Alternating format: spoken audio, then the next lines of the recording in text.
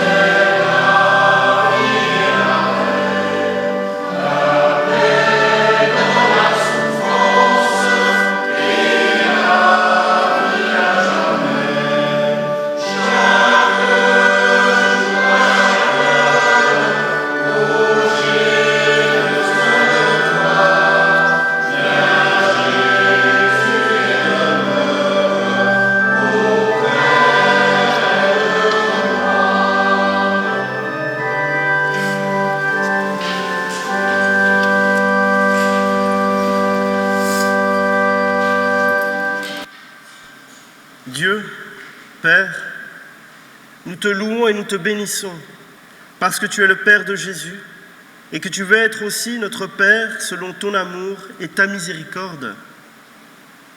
Jésus,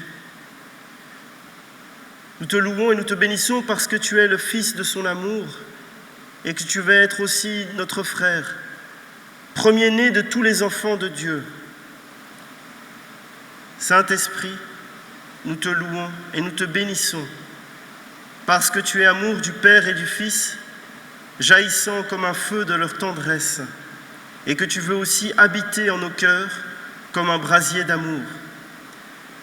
Dieu un, Père, Fils et Saint-Esprit, nous te louons et te bénissons parce que tu es le Dieu au-delà de toute louange et que tu acceptes cependant les balbutiements de notre adoration.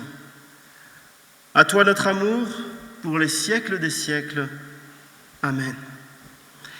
Et nous nous levons pour louer le Seigneur en chantant ensemble le cantique 41, 35, à la page 611, « Nous t'adorons, nous t'aimons ».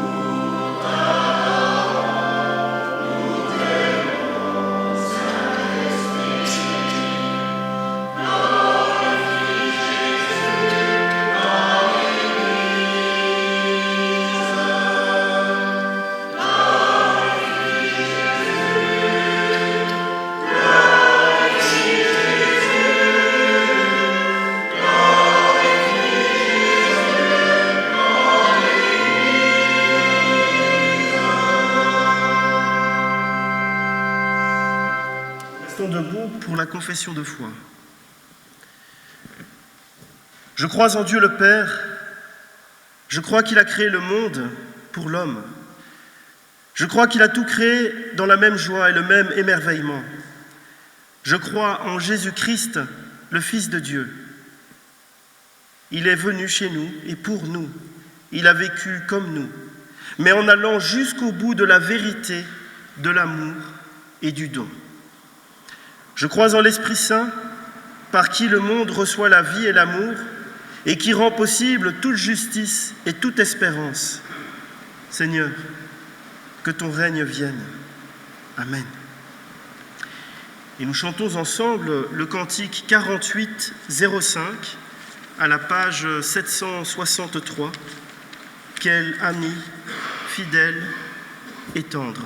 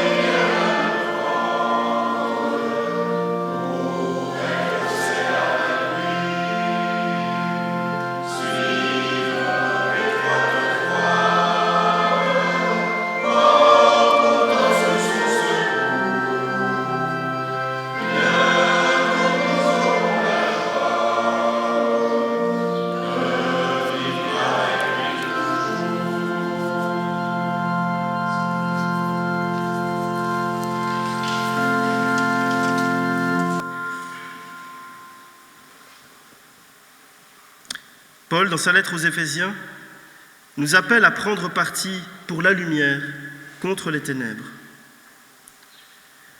Autrefois, vous étiez ténèbres, et maintenant, vous êtes lumière dans le Seigneur.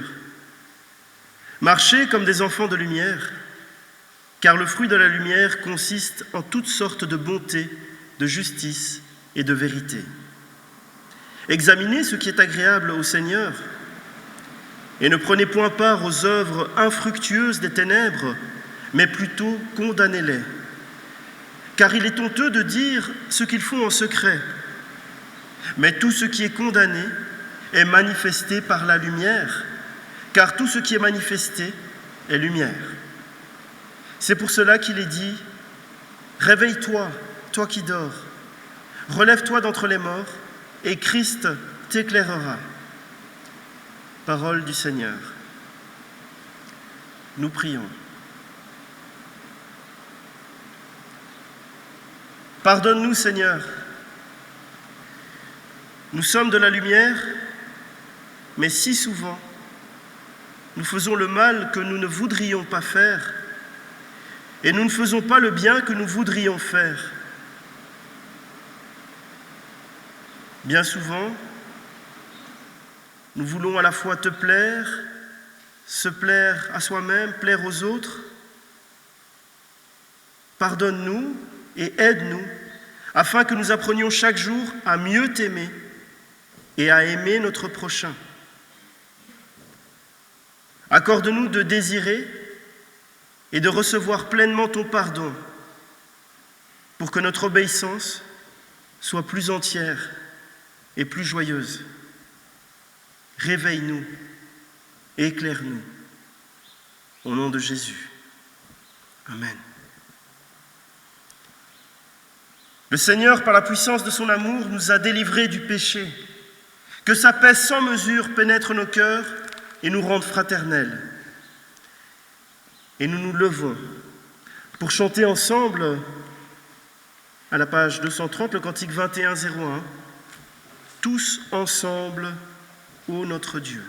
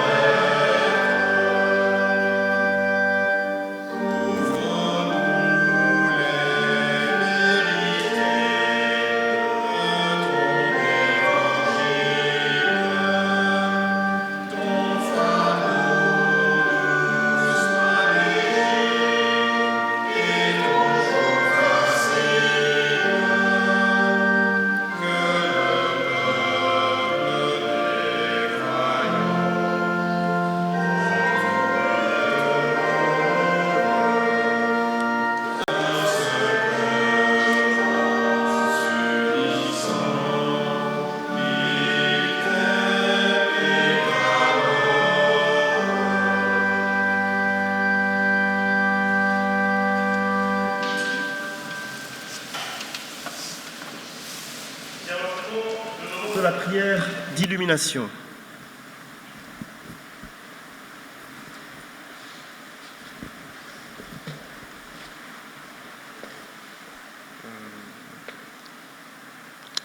Ô Dieu vivant, tu nous invites à être saints comme tu es saint, et dans ta grâce infinie, tu nous as donné la Bible afin que nous puissions continuer à vivre à tes côtés.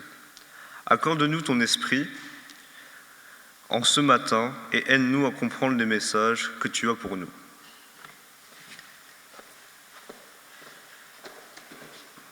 Amen. Vient le moment des lectures bibliques, avec comme première lecture 1 Samuel 16, les versets 1 à 13, et comme deuxième lecture Jean 9, les versets 1 à 16.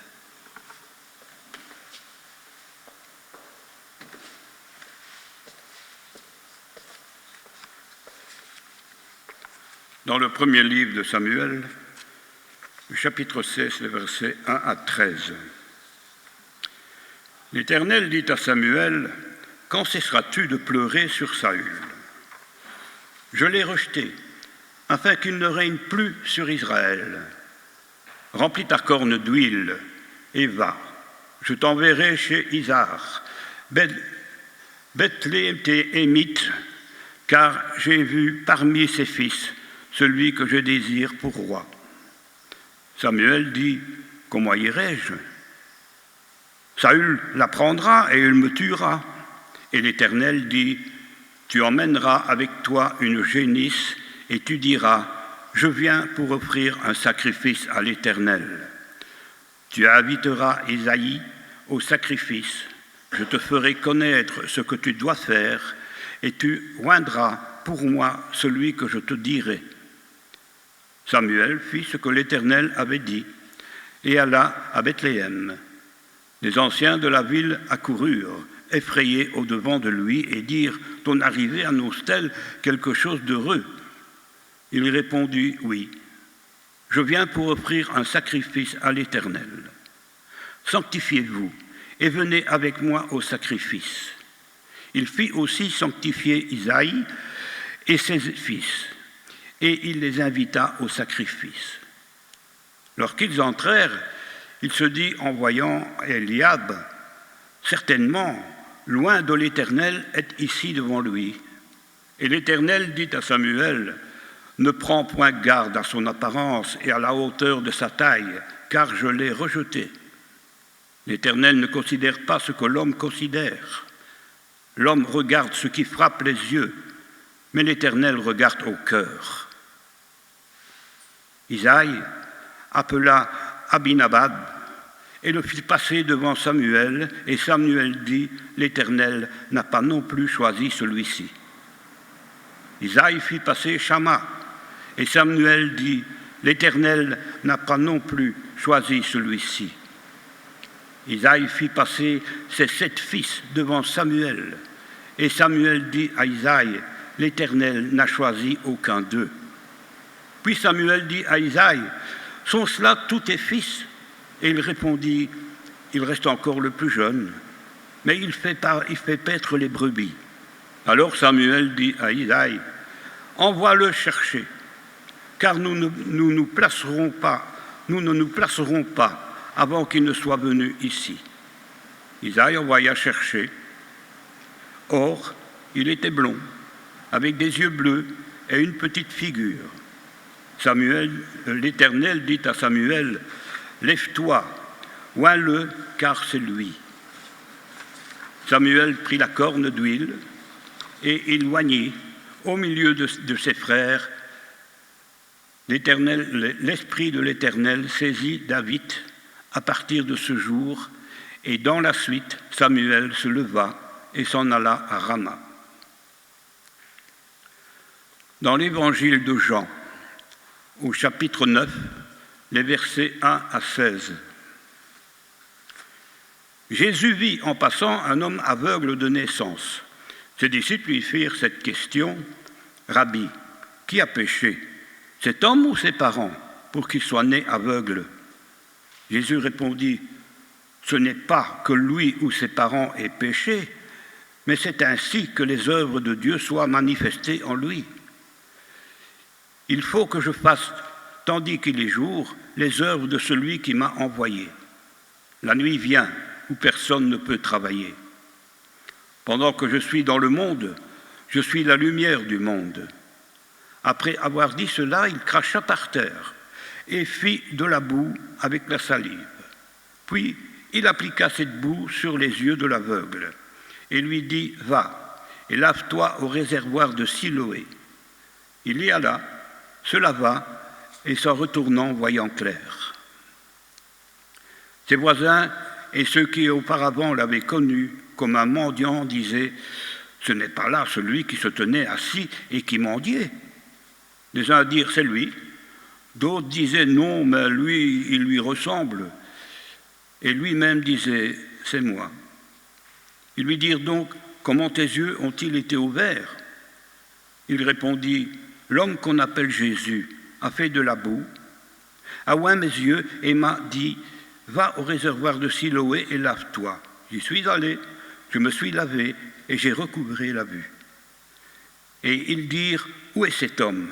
Il répondit « Je ne sais pas. » Ils menèrent vers les pharisiens celui qui avait été aveugle. Or, c'était un jour de sabbat, que Jésus avait fait de la boue et lui avait ouvert les yeux.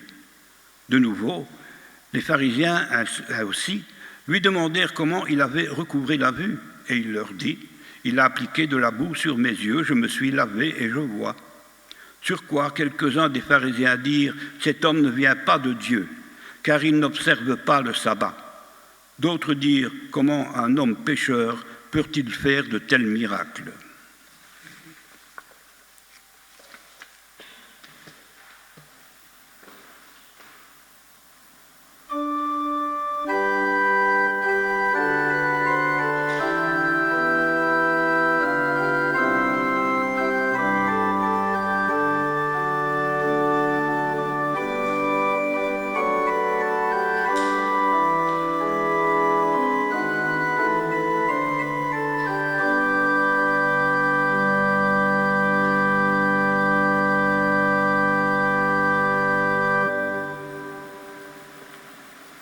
Merci.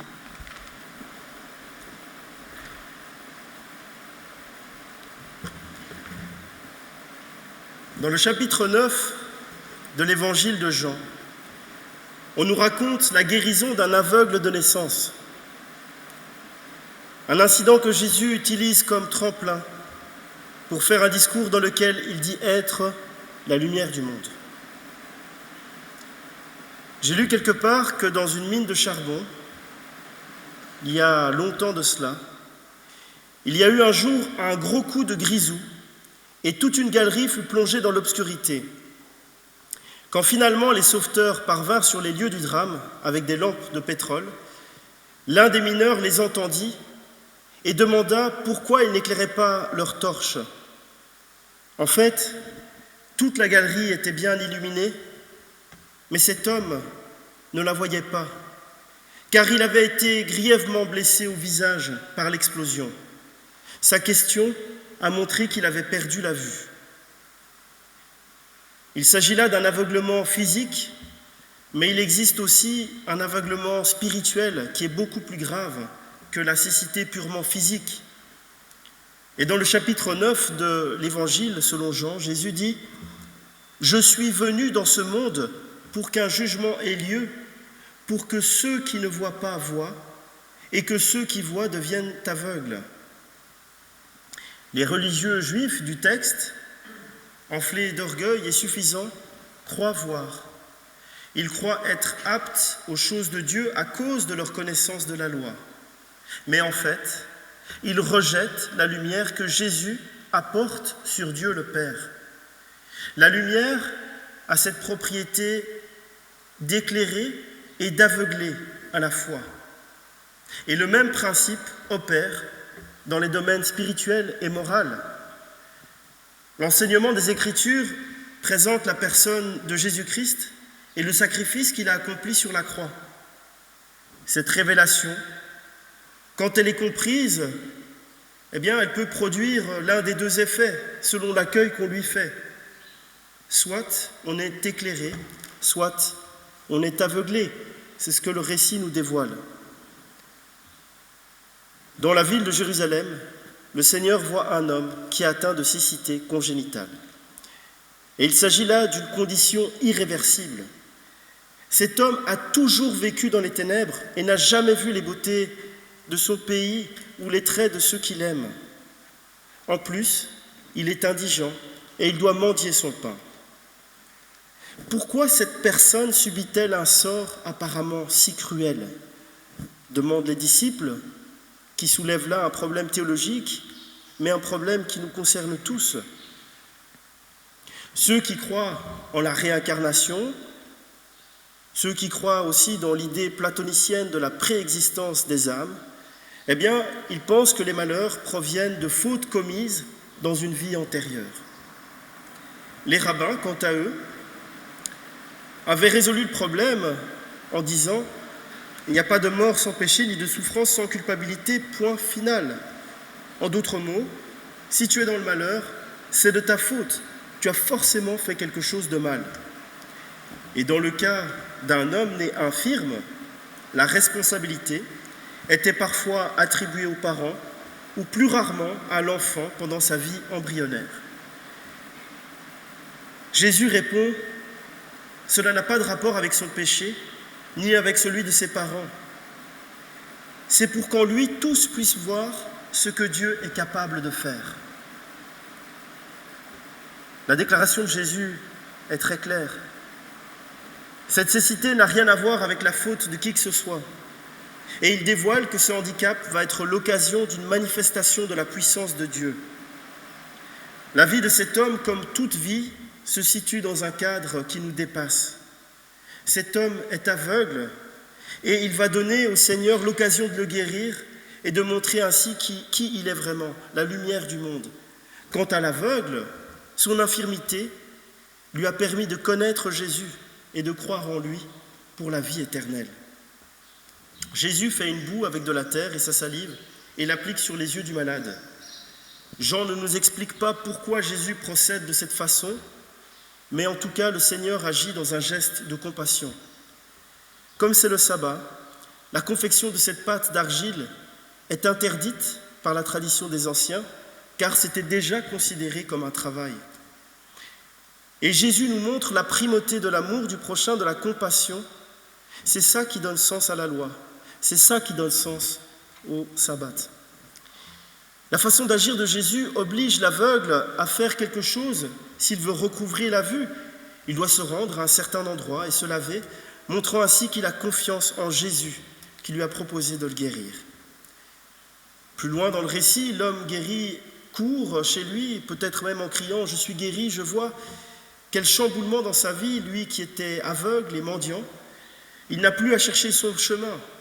Et à sa vue, les langues vont bon train. Car il est impossible qu'une cécité congénitale puisse disparaître comme ça d'un seul coup. Alors, on se dit qu'il doit y avoir une erreur sur la personne. L'hésitation des voisins se comprend, car la physionomie de l'aveugle a dû paraître transformée, maintenant qu'il a des yeux ouverts qui brillent et rayonnent de joie. Cette métamorphose spectaculaire au niveau des yeux est une image de ce qui arrive à l'âme de quelqu'un qui s'engage véritablement pour Jésus-Christ. L'apôtre Paul écrit « Si quelqu'un est en Christ, il est une nouvelle création. Les choses anciennes sont passées. Voici, toutes choses sont devenues nouvelles. » Ce miracle est si extraordinaire qu'on amène le miraculé chez les pharisiens. Les pharisiens ont en effet tout le respect du peuple pour ce qui est des affaires religieuses. Seulement, voilà, faire un miracle le jour du repos et en plus pétrir de la boue sont de graves offenses aux yeux des chefs religieux. Les pharisiens, à travers le prisme rigide de l'enseignement rabbinique, ne voient qu'un arbre qui cache la forêt. Ils voient une guérison interdite le jour du sabbat.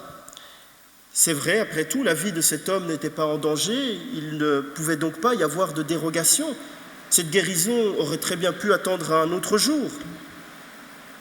Mais ce que les pharisiens ne voient pas derrière cet arbre-là, c'est la forêt de compassion qui submerge Jésus, et aussi la forêt des motivations que l'Esprit insuffle en lui. Il faut que je fasse tandis qu'il est jour les œuvres de celui qui m'a envoyé. La nuit vient où personne ne peut travailler. Et si on se réfère au texte de Samuel que nous avons aussi lu ce matin, eh bien, on peut y lire « L'Éternel ne considère pas ce que l'homme considère. L'homme regarde à ce qui frappe les yeux, mais l'Éternel regarde au cœur. » Alors, on pourrait être un petit peu découragé à cause de ce que nous sommes par essence, des humains, au regard toujours habité par ce que l'homme considère. Sommes-nous à l'image de Samuel? Sommes-nous à l'image des pharisiens? Et comment le Seigneur, lui, nous voit-il? Eh bien, pour avoir une réponse, nous pouvons écouter cette histoire. On demande un jour à un sage: « Tu as de nombreux enfants, quel est ton préféré ?» L'homme répond: « Celui de mes enfants que je préfère, c'est le plus petit, jusqu'à ce qu'il grandisse. C'est celui qui est loin, jusqu'à ce qu'il revienne. C'est celui qui est malade, jusqu'à ce qu'il guérisse. C'est celui qui est prisonnier, jusqu'à ce qu'il soit libéré. C'est celui qui est éprouvé, jusqu'à ce qu'il soit consolé. » Et on pourrait continuer cette histoire de cette manière. Celui que je préfère, dit Dieu, c'est celui qui est malvoyant, jusqu'à ce qu'il soit guéri. C'est celui qui est aveugle, jusqu'à ce qu'il voie. N'est-il pas écrit: « Je suis venu pour ceux qui ne voient pas, je suis venu pour que ceux qui ne voient pas voient. » Amen.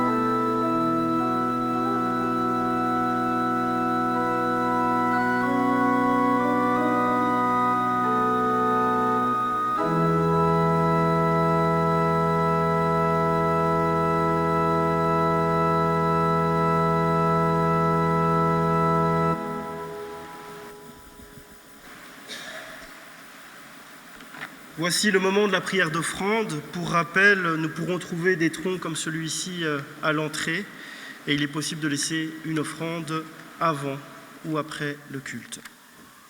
Nous prions. Seigneur, grâce te soit rendue. Grâce te soit rendue pour tous les dons, que jour après jour, ta bonté nous accorde. Seigneur, nous t'apportons cette offrande comme un signe de notre amour. Tu es béni pour les siècles des siècles. Amen. Nous nous levons à présent pour le cantique du mois de mars, donc le cantique 3306, à la page 404, la première strophe. Jérusalem dans la nuit.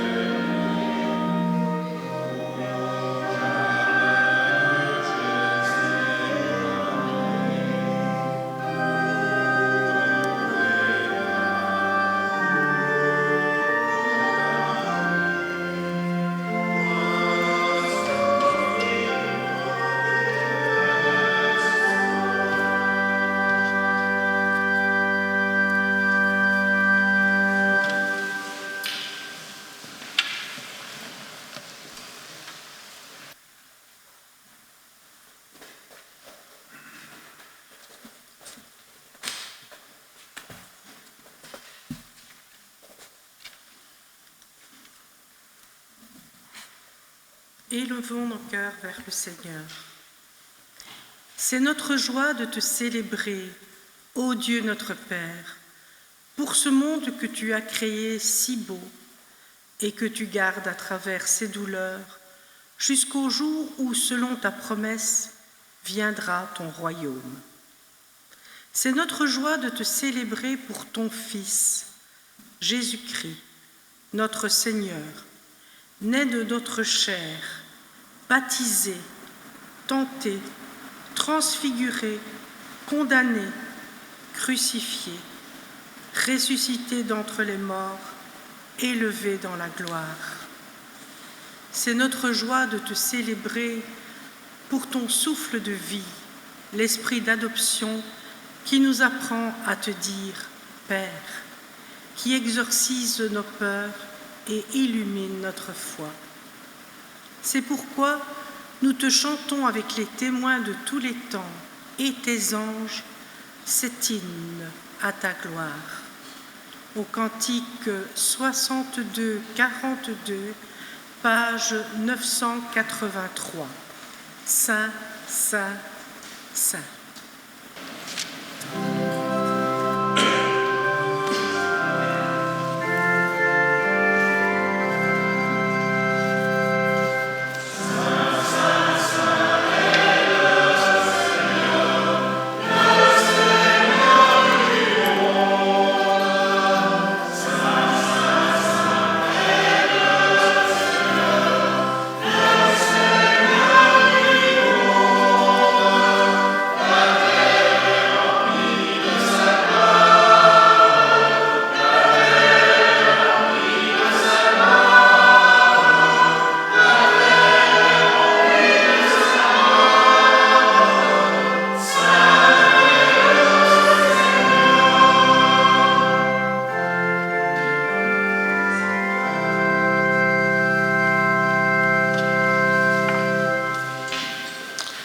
Notre Seigneur Jésus-Christ, la nuit où il fut trahi, mangea avec ses disciples. Il prit du pain et ayant rendu grâce, il le rompit, le donna à ses disciples et dit : « Prenez, mangez, ceci est mon corps qui est donné pour vous, faites ceci en mémoire de moi. » De même, après avoir soupé, il prit la coupe et ayant rendu grâce, il la leur donna et dit : « Buvez-en tous. Cette coupe est la nouvelle alliance en mon sang qui est répandue pour vous en rémission des péchés. Faites ceci toutes les fois que vous en boirez en mémoire de moi. Seigneur, nous nous souvenons de la mort et de la résurrection de ton Fils, notre Sauveur. Pour être fidèles à l'appel de ton Fils, notre Seigneur et Sauveur, ô Dieu, nous avons dressé cette table. Et nous te supplions maintenant de nous envoyer l'Esprit Saint pour être à même de reconnaître dans ce pain et dans ce vin le corps et le sang de ton Fils bien-aimé, qu'en les recevant avec foi, nous soyons nourris de sa vie. Amen. Le Seigneur nous invite pour nous faire du bien. Il a déposé sur cette table les signes de sa vie donnée pour nous en fortifier et nous ouvrir à son amour. Venez, nous dit le Seigneur, car tout est prêt. Et nous pouvons nous approcher, former un cercle autour de la table de communion.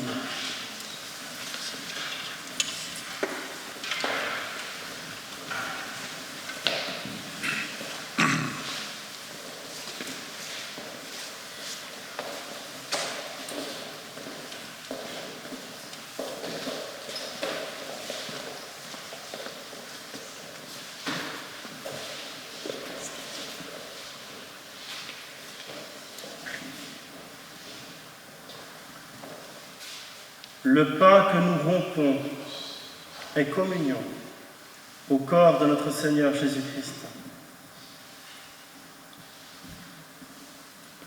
La coupe de bénédiction pour laquelle nous rendons grâce est communion au sang de notre Seigneur Jésus-Christ, sang de la nouvelle alliance.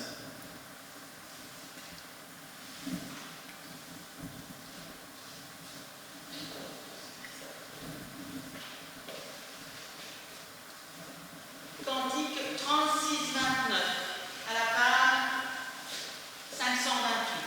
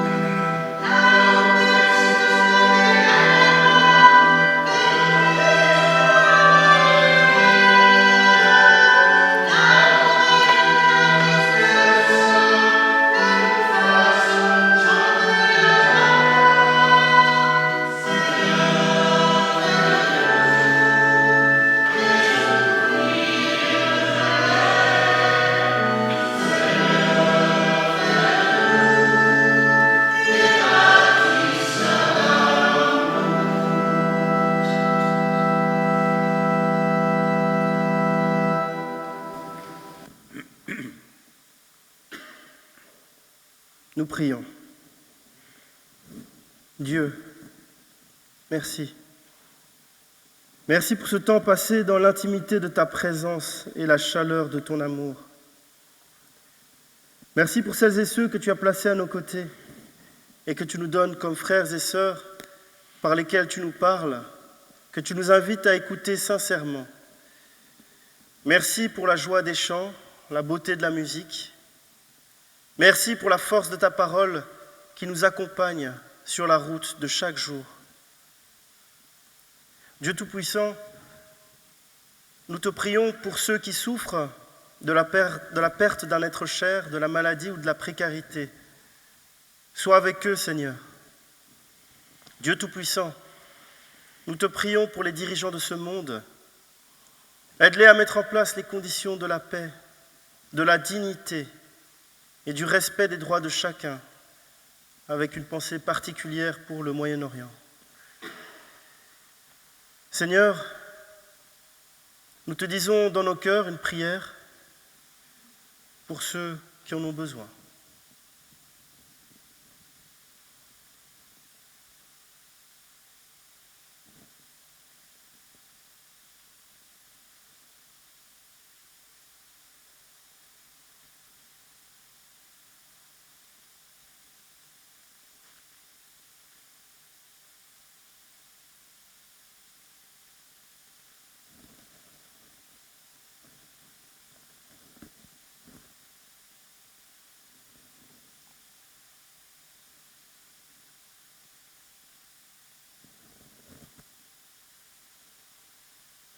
Et nous te disons ensemble, notre Père qui es aux cieux, que ton nom soit sanctifié, que ton règne vienne, que ta volonté soit faite sur la terre comme sur le ciel.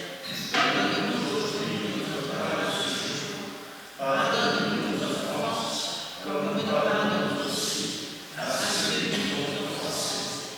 Ne nous soumets pas à la tentation, mais délivre-nous du mal, car c'est à toi qu'appartiennent le règne, la puissance et la gloire, pour les siècles des siècles. Amen. Allez dans la paix du Christ, et nous pouvons retourner nous asseoir.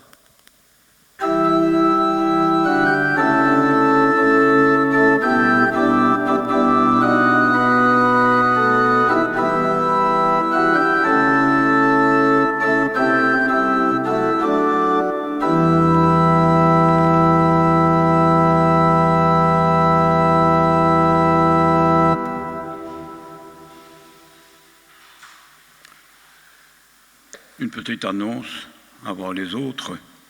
N'oubliez pas que dans 15 jours, vous allez devoir changer vos horloges.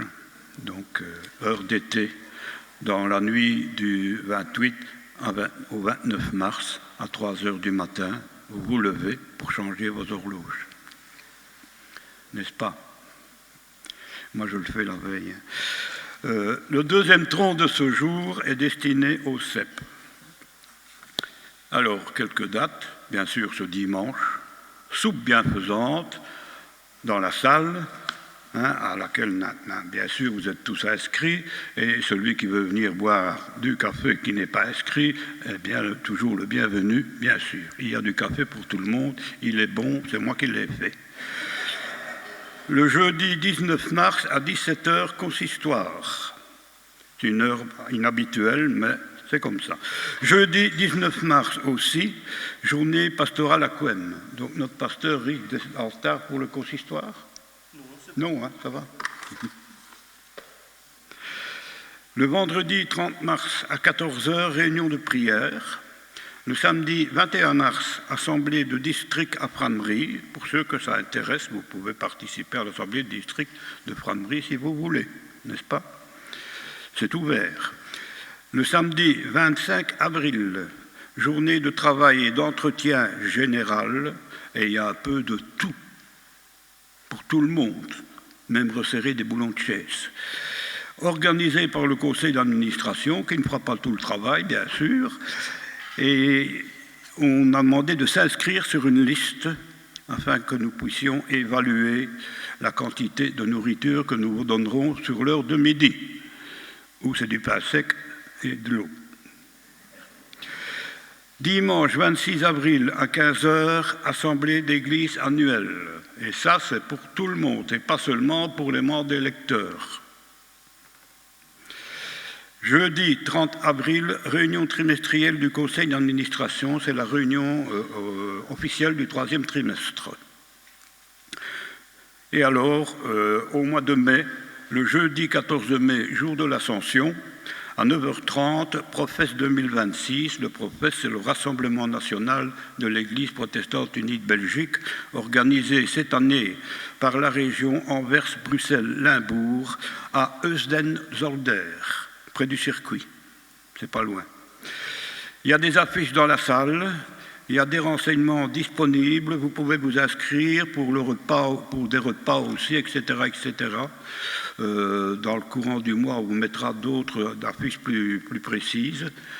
Et voilà.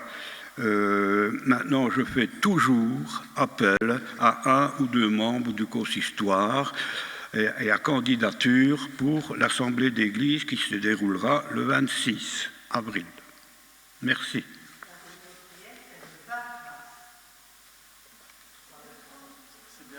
Le 20 mars à 14h. Qu'est-ce que j'ai dit?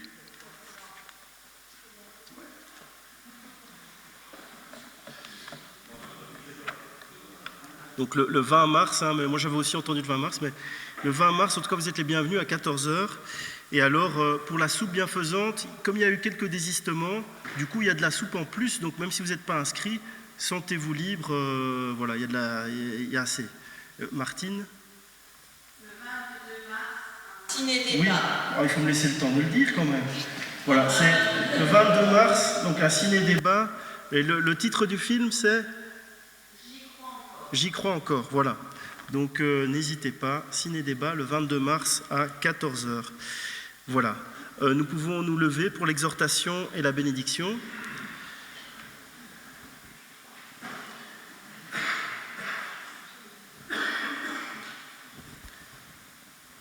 Le Seigneur est fidèle et il vous affermira. Que le Seigneur dirige vos cœurs vers l'amour de Dieu et vers la persévérance en Christ. Le Dieu tout-aimant nous accompagne, il nous donne sa présence, son amour et sa grâce, aujourd'hui et à jamais. Père, Fils et Saint-Esprit. Amen. Et nous pouvons chanter ensemble le cantique 23:11 à la page 278. Je crois en toi, mon Sauveur ressuscité. Thank you.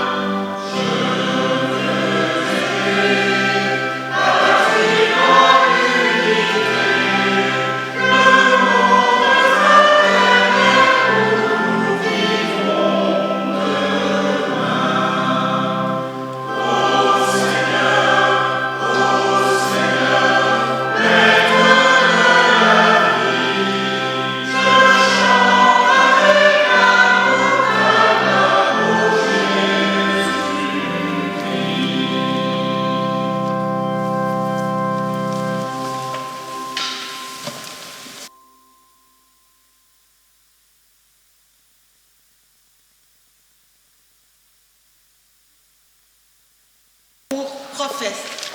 J'ai besoin de toi. Et puisque je les donne demain, je dis qu'aujourd'hui, je les ai. Donc, ils sont recto verso. Et vous allez voir, le Bouddha est très bon. D'abord, j'avais des jambes à aller pour venir. Il faut que je me tire pour moi là.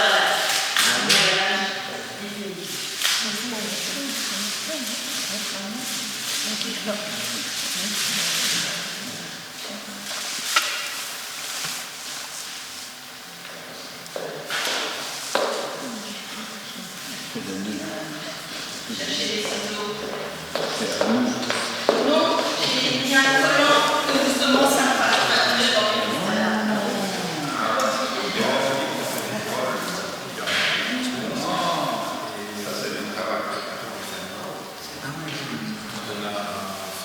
Pour finir, on a su mettre, mais ils sont pas encore dessus.